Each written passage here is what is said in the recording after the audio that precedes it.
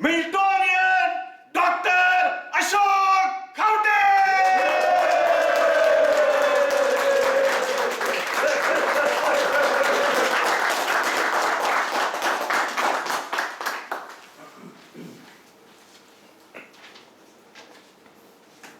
Good evening, friends. Good evening.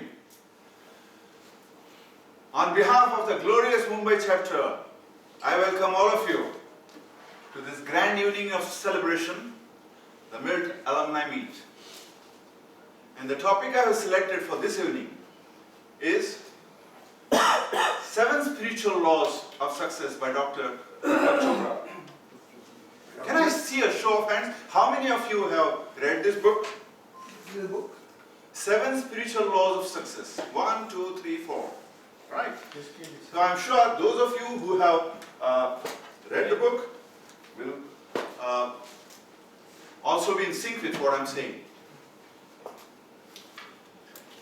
In fact, this book was gifted to me by a Miltonian friend, Mr. Yorick Pinto, a trainer himself, way back on 9th of October 1997. That is barely 3 years after it was published by Dr. Chopra. Very soon, another friend, Jaipal Reddy, also gifted me that book. But when I saw the title, I said, Jaipal, I already have it, you better give it to someone else. And he did. Incidentally, Jaipal was born on the same day, that is 9th of October, the date on which I was gifted that book. But it was almost 17 years, on 19th of October 2014, last year, that I went for a book review on this very book. And that opened the windows inside. Things sometimes happen miraculously.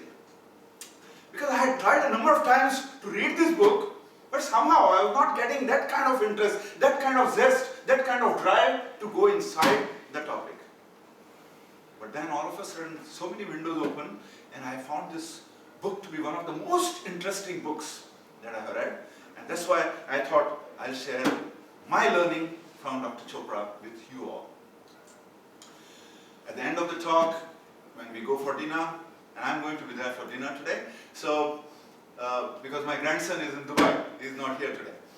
And in case if anyone wants to discuss, we could discuss it more.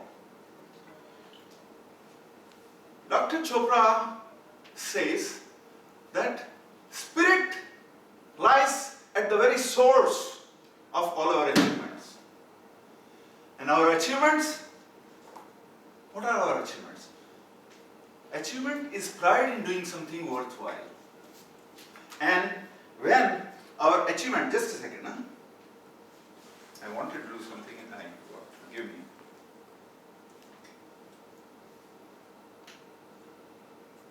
Yeah. So our achievement is pride in doing something worthwhile. And when our achievement becomes a medium of our self-expression, then it becomes happiness.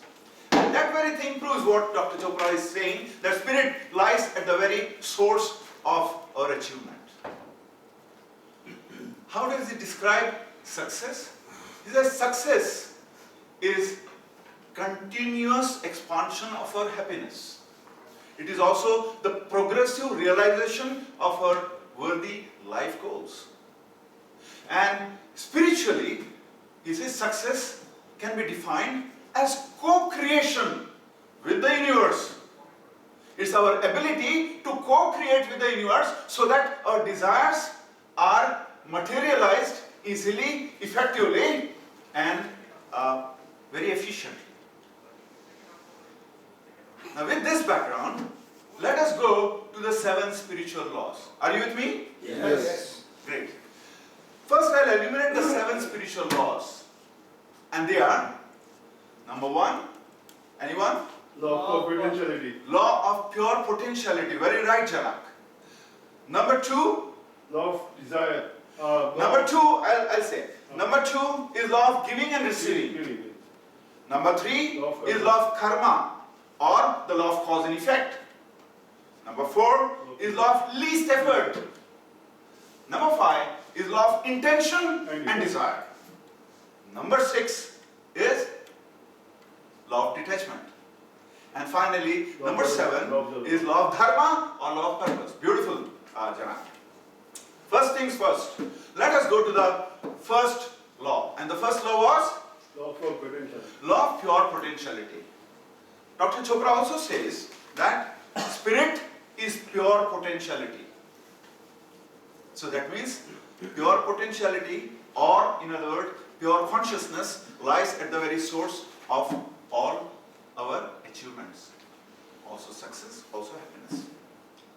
Because just as I said, in mid we know that achievement is pride in doing something worthwhile, and when our achievement gets public recognition, which it is bound to get if we are self-expressing while doing that particular thing which has brought the achievement to us. So achievement, happiness and success. So he says that pure potentiality is pure consciousness, and pure consciousness is unmanifest consciousness. Our desires are manifest consciousness. He also says that the source of all things in nature is pure potentiality, pure consciousness, expressing itself from unmanifest to manifest. And when we realize that our true essence, our true self is one of pure consciousness, pure potentiality, then we align ourselves with the intelligence of the nature.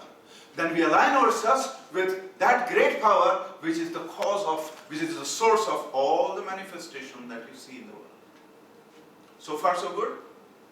And this pure potentiality is the field of infinite creativity and all possibilities. And when we realize our true essence, our true self, then we live in alignment. We are in sync. We are in synchronicity with the intelligence of nature. And then this creates a bond between our desires on one side and that power which makes our desires come true.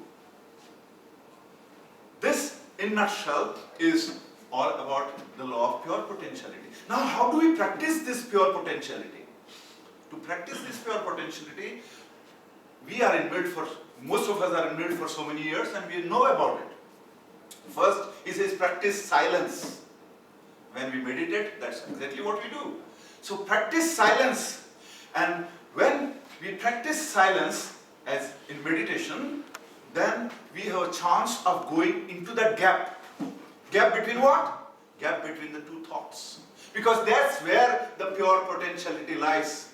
We are in a field of pure potentiality, which is, as I said already, the field of infinite creativity and all possibilities. So once we enter that gap through our silence, through our meditation, then we touch that pure potentiality. Meditation is not a path. People say path is meditation. Meditation is not a path. Because a path signifies there is a distance. But there is no distance between you and the essence of you, the very source, the true self. The second thing he says is, don't judge. If we watch our thinking process, we'll find, Shrikant, that most of the time, our thinking is judging others, judging ourselves. Now, in spite of knowing all these things, 2 days back when I got a message from my friend Chetan Sheth about the invite for this meet, I was intrigued. People say, Ashok, you have energy, but I said, Chetan has such tremendous energy. He has been doing this year, month after month after month, be it alumni, be it satsang, and I was really overawed with his enthusiasm, doing running, whatnot. And then I read the message. I said, how come he has not mentioned MC's name? I became a judge. I sat in the seat of judgment. And that's where I became alert. Because this is one thing I have learned from Ved, that observe your thoughts. And I said, I smiled and I forgot that. So this judgment, habit of judging ourselves as well as others, if we stop, we'll save tremendous amount of energy and our road inside, because the only road is inside. People say there are 4 directions, east, west, north, west. Some others say there are 8. Someone else says there are 10. I say there is one direction, that is inward. And the third way of practicing the law of pure potentiality is communicate with nature. Listen to the sound. Now I am in Andheri, so I don't get that opportunity. But when I was, for last almost 37 years, I was at Carter Road. Very soon, in the next few months, we will be back at Carter Road because repair work is going on. I could listen to the sound of the ocean, the birds, the sunset I could see, the sunrise I could see. So all these are ways of communicating with nature. Let us smell the flowers, way of communicating with the nature. Look at the colors of the butterflies, colors of the birds. All these are beautiful ways of communicating with the nature. And when we do this, we are practicing a way of, law of pure potentiality, letting it play some role in our life. And that brings us to the law number 2. And what was the law number 2? Giving and receiving. Law of giving and receiving. Now, I want you to make a note here that all these laws are not linear. They are circular, and not only circular, they are again interconnected like a matrix. Each law is interconnected with the other one. Like the law of giving and receiving is connected very closely with the third law, which is the law of karma, cause and effect. Now, the law of giving and receiving, it only means that the whole universe functions on the premise of dynamic exchange. Dynamic exchange of what? Ultimately spirit, ultimately everything is energy. Our ancient Rishis found out that the primal, what we call as the totality, is nothing but the energy, the 0 point field from which the energy comes, and everything is the manifestation of that energy. So, giving and receiving are just 2 aspects of this dynamic exchange. And when we become, we try to block that dynamic exchange, by blocking the giving or receiving, we are interfering with the intelligence of nature. And when we do that, then we create a block for ourselves. So we have got to ensure that we do not do that.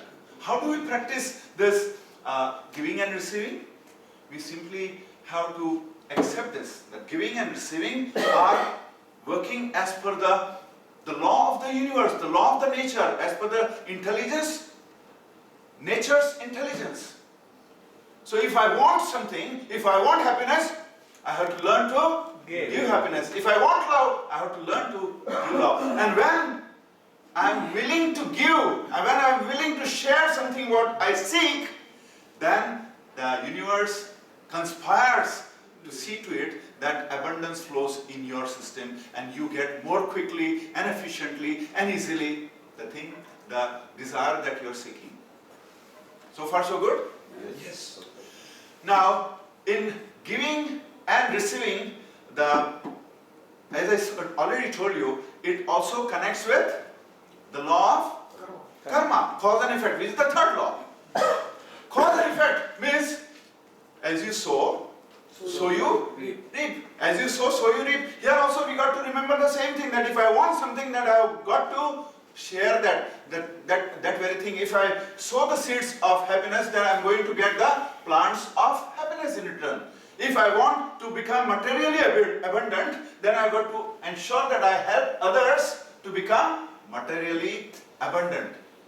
That is cause and effect. But in cause and effect, there is one thing that we got to understand, and that is we have got to be conscious of our choices. We got to be conscious of the choices that we are making, and that too in the action of the moment. And this happens if we have that present moment awareness within us. Now, when I say conscious of the choices, what do I mean? When I say conscious of the choices that we are making, I got to, before making a choice, I have got to be aware that I am going to make a choice. Then I have got to ask myself, what is the consequence of my choice going to be?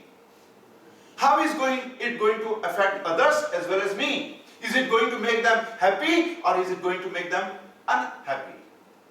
And here we have got a beautiful monitoring system within us. And that monitoring system is our heart. We have got to ask for guidance from our heart. Whether this choice that I'm going to make is going to make me comfortable, in that case it's the right choice, or is it going to make me uncomfortable, in which case it is going to be a wrong choice. And if the message is comfortable feeling feedback from the heart, then we should go ahead. If not, we should not go ahead with that particular choice that we are going to make. And that brings us to the next law. And the next law is the law of Least effort. the law of Least effort. No. least effort. You're right. Yeah. The law of least effort. Yeah. The law of least effort. That means if you see nature, you'll find one thing, Gopal, that it does less and achieves more. It does less and achieves more. If now, so many times the coconut tree comes up to the level of the 7th or the 8th floor also. Now, there are leaves, the big branches of the coconut tree, there are coconuts over there. Inside the coconut there is that very tasty cream, and then there is that tasty water. Be it the height of summer, yet the water is absolutely cool inside, so refreshing. Now, to do all this, it has to pull water and nutrition from the ground level up to that level, maybe 50 feet, 60 feet high. It doesn't have electricity. It doesn't have any plumbing system. It doesn't have any packaging system. It doesn't have any pump to take the water up. Whereas if I want to do the same thing, I need all those things. How does nature do it? Nature does it with two things. It does all these things easily, effectively, absolutely in a carefree manner because of love and harmony. Love and harmony are two very essential things because the entire nature is held together with this energy of love. We have heard Aparesh talking so many times that love is not a verb. So long as love is a verb, काम नहीं करेगा. But only when we become love ourselves, which is our true essence, the true energy with which we are made, then only the magic will start happening in our lives. So love and harmony is something that, and for this to happen, we got to remember that there are three things, simple formula Dr. Chopra gives us. The three things we have got to do are we have got to accept each moment the way it is. Be accepting of each moment without wishing that it be something. As our Gita says, there are so many things I found in this book which are nothing but Gita spoken in different words, the language of today. So, be accepting, accept each moment the way it is. The second thing, he says, is responsibility. Take responsibility. Instead of blaming others, take responsibility for whatever situation that you are. Accept every person, event, circumstances as it is. And finally, it is defenselessness. Become defenseless. So don't try to defend your viewpoint. Be open. Listen to others' viewpoints also. Become defenseless. Because just as I said, we are losing so much of energy in judging others and ourselves. We are losing so much of energy and time and so many other energy waves in defending. So these three things when we do, will ensure that we too using the harmony, because when we are in harmony, we are aligning ourselves with nature's intelligence. And when we are aligning ourselves with nature's intelligence, then we too, like nature, can fulfill and materialize our desires easily, efficiently, and effortlessly. And that brings us to, here, the next, this law is also closely associated with the next law, and the next law is Intention and desire. the law of intention and desire. Now, at the first instance, when I say intention and desire, both of them look almost similar, sound almost similar. But then Dr. Chopra finds a subtle difference in the two. He says, intention is strong because intention is desire without attachment to the outcome. Intention is desire without attachment to the outcome. Whereas desire is weak, he says. Desire is attention with attachment to the outcome. When you say attention, that is in the present moment. Whereas intention is in the future. Intention is in the future. So he says that we have to go in the gap again, which we talked about in the law of pure potentiality, that pure potentiality exists. We are in a field of pure potentiality, but to tap that, you have to go in the gap between the two thoughts. You want to have a very primitive experience of gap. Very primitive, I am saying, because it just gives you a faint hint. Would you like to? Yes. Then let's sit in the position of maximum attention. That is straight, back straight, thighs not crossing, and then keep your hands on the thighs, eyes closed. Focus on your Agya chakra, or the area between the two eyebrows. Take 3 deep breaths. Hold just for 3 seconds and exhale. Exhale through your mouth. When you exhale, let your tummy go inside. When you inhale, let your tummy come out. Inhale through the nostril. Hold for just 3 seconds. Exhale through the mouth. Tummy goes in. Hold for 3 seconds. Again.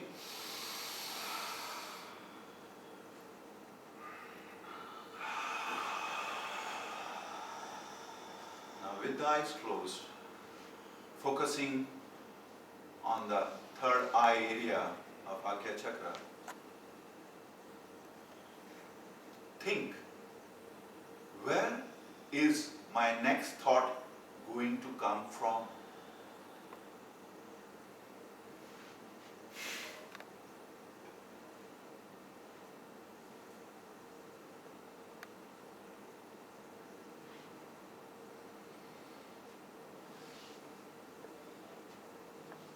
This was just to give you some semblance. I don't know what has happened to each one of you, but I have found this exercise immensely helpful. Where you're trying to go at the very generating point of the thought, where is it going to come from? And that's what we call as astitva, existence. And this is where pure potentiality remains. Now, when I'm talking about intention and desire, then, and I already told you the subtle difference between intention and desire. I said intention is future oriented and desire is present oriented, because it is focusing your attention connected with the outcome. Now, future, the foundation of future is in the present moment, and that's how the whole thing works. But he says that for this, first you have to center yourself in the gap, and then release that intention and desire. Center in the gap, then release the intention, whatever intention and desire that you have, and then relinquish the attachment to the outcome. Without attachment. This is also so much from the Gita. The chapter 3, if we see, the shloka 16 and 19 are talking nothing about that. Nothing but that. That the whole universe works on the premise of self-sacrifice. The wheel of life rotates on the basis of sacrifice. And every individual is gifted by the Supreme One with the capacity to act selflessly and without attachment, by constantly maintaining awareness of the real self. This is